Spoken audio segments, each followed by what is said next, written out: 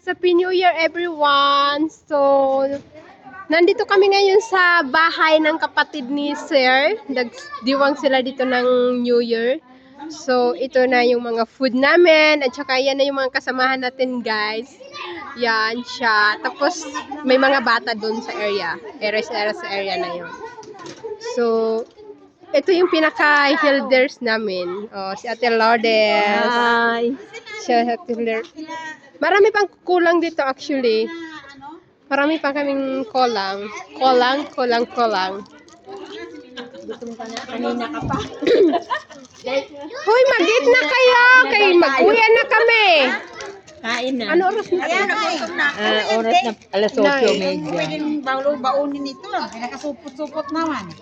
Hindi, kuhain mo na kay. Yan lang ang dala ko, pati ito. Eh, kalkulaid na yan. Ako may dala niyan. Siya may dala niyan. Yung mga sacks, kinuha ng iba. Kung ano lang natira dyan. Ano yun?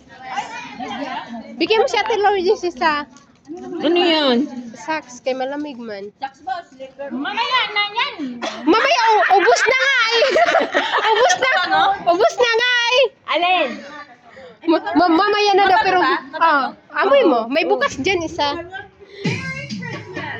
Ay, magpa-music sila. Ayaw ko na.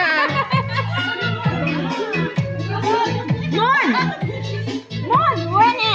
Tawla. Anak alam Gigi.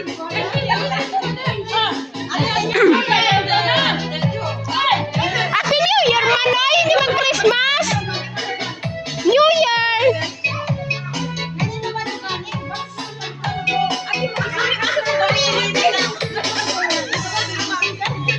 Osho? Sa messenger? La, ada YouTube. Ay, masiki ba na yun? Type. Sam! Ipamigay ko nga, naubos na nga. Kanina pa na ginagawa siya. Ubus na!